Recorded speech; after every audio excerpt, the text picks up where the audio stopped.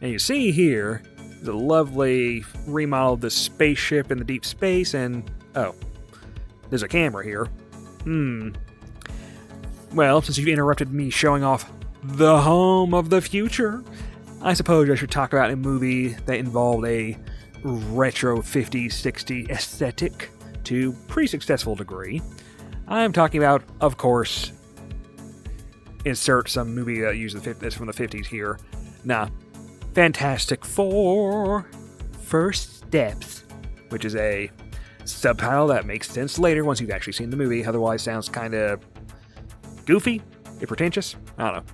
Anyways, so this is a Marvel movie, and for once in a long while, it's nice to drop into one of these with, honestly, not needing to do any homework. This one is pretty much completely disconnected from everything else that's been going on in that whole Marvel universe for a decade plus. Now you just drop in, the plot is self-contained, it sets you up what you need, you go, you do your movie, you go out, you go home, you're done. You're done. And honestly, kind of refreshing. Also, this is now the fourth. You see, you get it? 4 jokes. we're FUD. Yeah, this is the fourth attempt now to get a Fantastic Four movie to work correctly. And hey, fourth time's the charm, apparently. It sounds incorrect, but it is correct here. Okay, you had the Roger Corman version, which technically never released, so if you want to stretch it a bit, you could claim that this is only the third attempt.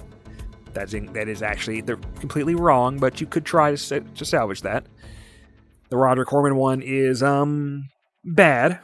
Entertaining, but bad. Then you have the two Fox Fantastic Fours, Fantastic Four and Fantastic Four: The Rise of the Silver Surfer, which are both, mediocre to bad. There's not much to them.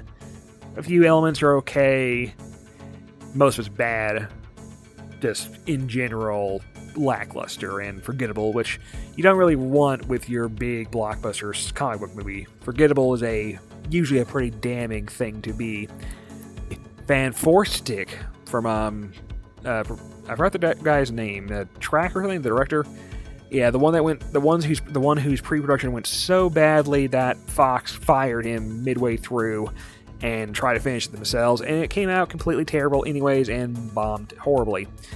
It's one of those movies to where the production history is more interesting than the finished product, which is mostly just bad with interesting wrong decisions every step of the way of the creative process.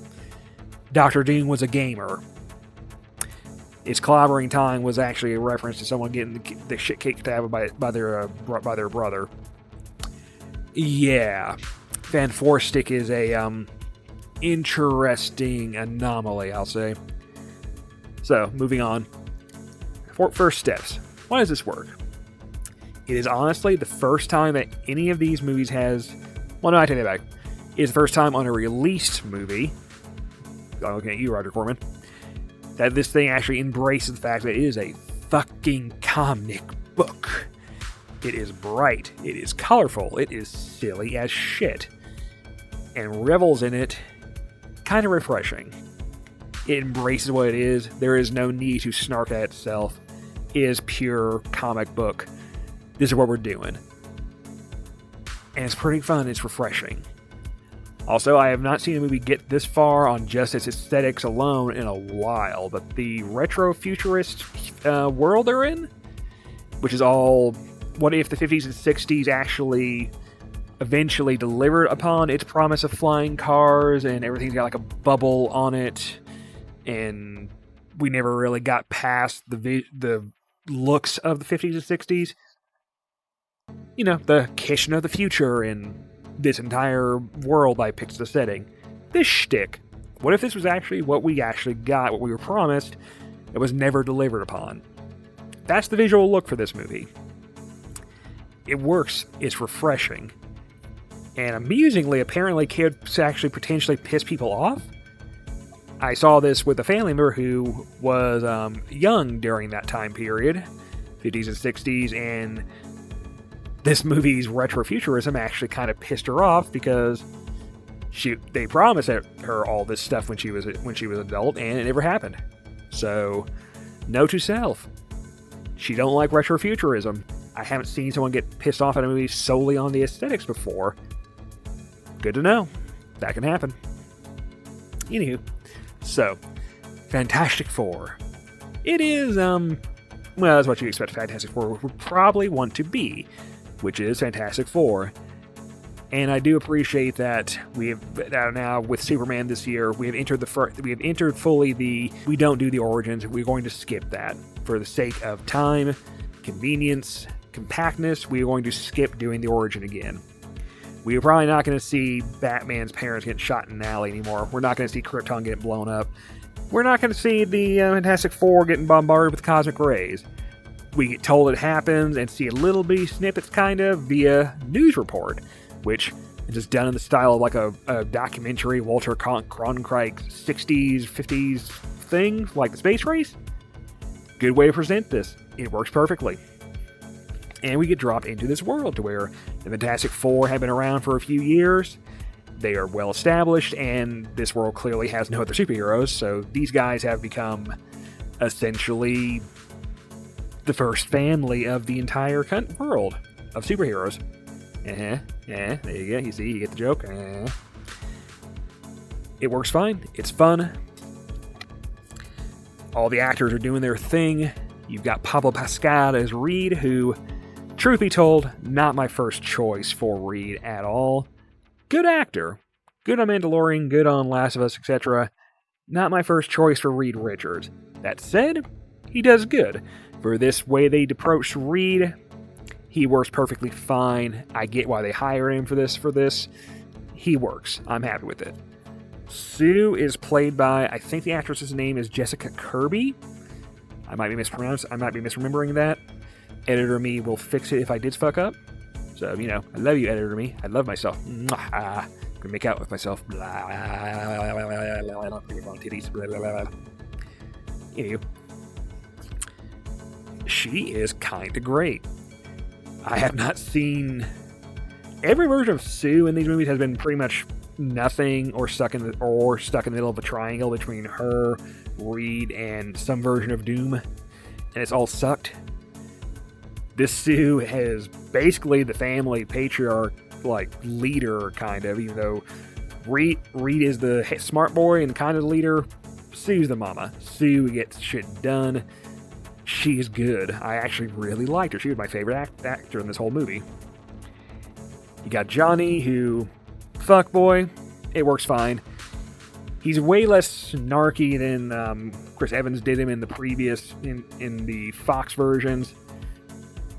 I'm fine with this. This is a bit more down-to-earth version of Johnny. He works. He is not as overtly overtly antagonistic as last time we had a decent version.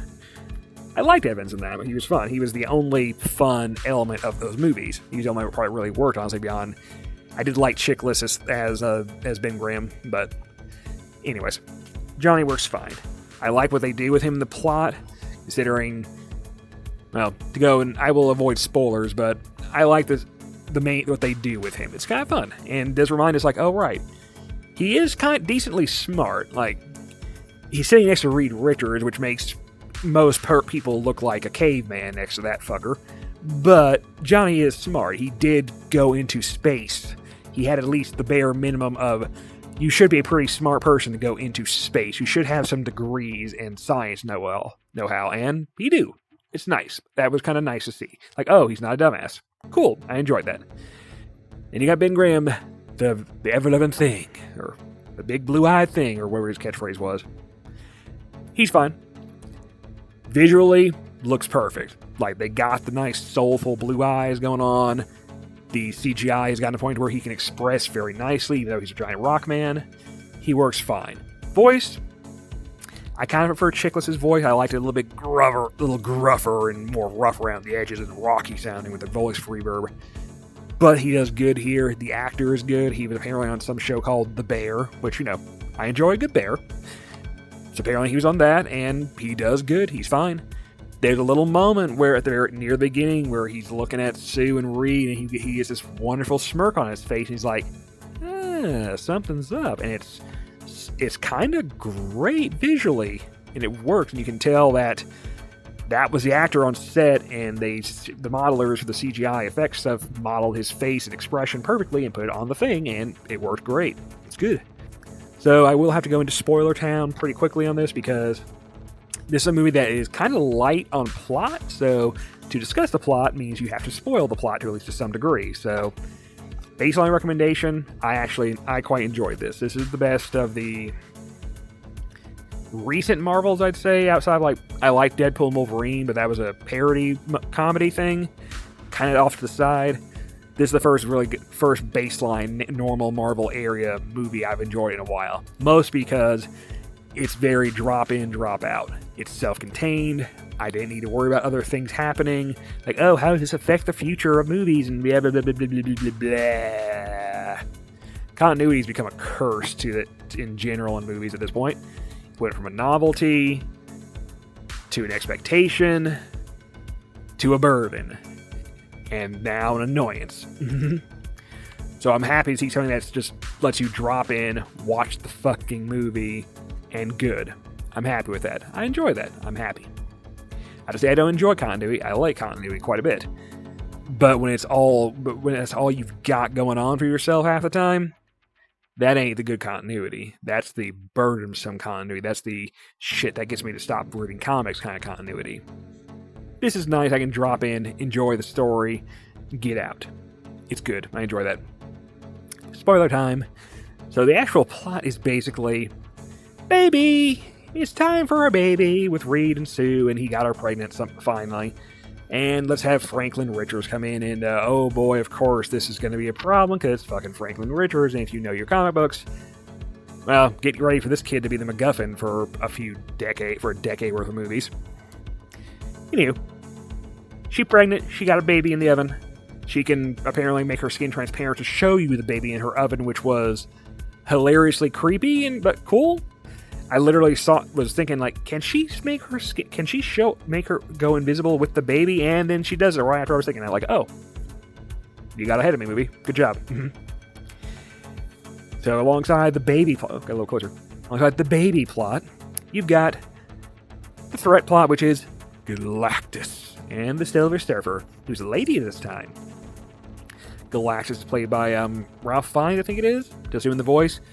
He's good. It's not exactly a meaty role, but for what it is, he does good.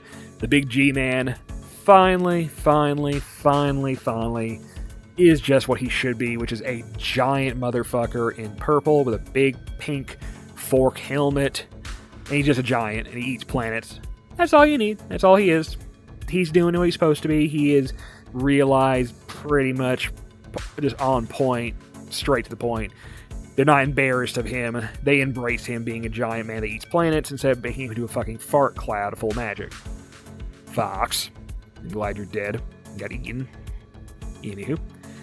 Usually. Mostly we're glad you got eaten. We'll get to that later. 4 jokes. You're welcome. Actually, I won't get that later. That's another movie. Anywho. Train of thought. Choo-choo. Out of my ears. And you have the Silver Surfer, who is lady this time, which on the surface feels like just a change for change's sake. Like, oh, let's do a little change to the character for sake of diversity and whatnot in your movie, which, sure, fine. Is it a massive change or necessary to make the surfer to go with the female version of the surfer instead of the male version? Not a ton, but they do tie into the plot a couple different ways. Mostly that you have a mother protecting her child in 2 different ways, so you get a parallel with the surfer now, and you get gives Johnny a plot to where his initial horny saves the day, which is kind of fun. It's like, oh, and it works perfectly for Johnny because Reed's a smart man, Sue's the heart mama, Ben is the get shit done guy. Johnny is the comic relief / the snarky boy, but he does know what the hell he's doing, and he's empathetic. And his plot line is basically just to figure out what the surfer's deal is, and get her to communicate and get some stuff from closure with that. And it ties into the ending. Works fine. I'm fine with it. Also, I guess we can add another to the illustrious hall of horrifying pregnancy things, alongside Alien Romulus and AVP Requiem and Alien in general. There's a lot of Alien movies in this Hall of Fame of horrifying birthing things, to where Sue gives birth in space in 0G while the ship is flying around being pursued, and has a alien lady try to literally grab her baby out of her stomach mid birth, and that's kind of horrifying when you think about it. So put that one on the shelf with the others. Good job, movie. Also, the baby looks kind of CGI creepy several times. It looks not finished in a few shots, but whatever. What you're gonna do? There are several times where they clearly have an actual baby, and then they superimpose a CGI face on the baby to make it express in the way they needed it to for the shot. I get it. Looks a little weird frequently. There's one spot where Ben is holding the baby, and they're both CGI, and it looks really weird. But whatever. For the most part, the CGI looks fine, or at least good in context for the rest of the thing. I enjoy Reed's approach to, or how they approach to Reed with the way he reacts with people. It's like, what if Mr. Rogers was also a superhero? And Bill Nye. And a guy who just does science and has a hard time dealing with people past that. It works fine, and I get this is why they have Pascal. Pascal does a good job with this. I love the bits with him and Sue having fights over what to do with the whole plot. It works really fucking well. Like, this is good shit right there. I really like to have Sue reaction with this stuff. It's good. I enjoyed the movie. It's nice. Action's good. The space chase in space with the surfer doing the surfboard stuff on lava and cosmic star sun crap, and then getting stuck in a black hole and getting stretched back. That was fucking cool. It's a good movie. I enjoy this. It was stimulating visually. Story was good. Acting was good. I have no real major issues. I would say Ben doesn't get that much plot because the others eat up time, which kind of ironic because the previous Fantastic Four movies, usually Ben and Johnny are getting the meat, and then Reed and Sue are stuck with a love triangle garbage. And this time, Reed and Sue's relationship and the baby stuff, front and center, main plot. Johnny gets his side bit, and Ben just kind of there mostly, but it's okay. The acting's good. He works for what they're doing with him. I wouldn't have minded if he had a more meaty plot, like they could have done the, I think her name's Alicia Masters, the blind girl, sculptor girl he falls in love with. That would have been fine to do. They give him a small bit with this Jewish church lady, or school mistress lady. I don't know what she was supposed to be exactly, but they don't do much with that. So it's kind of like, okay, whatever. Anywho. Yes, of course, the tease of Dr. Doom at the end, which is, again, kind of a cock tease as usual. Admittedly, I always thought this movie was going to go for a bad ending, to where, I was expecting that Earth was going to get fucking wrecked and destroyed, and they were going to have to flee to main MCU.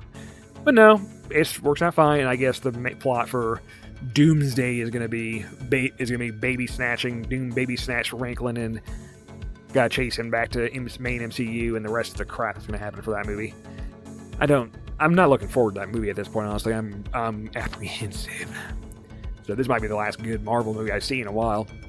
Guess we'll find out. I've rambled. Ramble. Good night, good luck, etc., etc. Oh, like and subscribe. Join my Patreon. Kanada at patreon.com. Or something like that. I forget the actual address. I'll put it on the bottom now. That will help bring me money in. Yay! I will draw porn for money. Yay. Your support helps me do this stupid shit. Yay. And other stupid shit that you won't see unless you pay money. Yay. I'm gonna say yay a lot. Yay. Go away.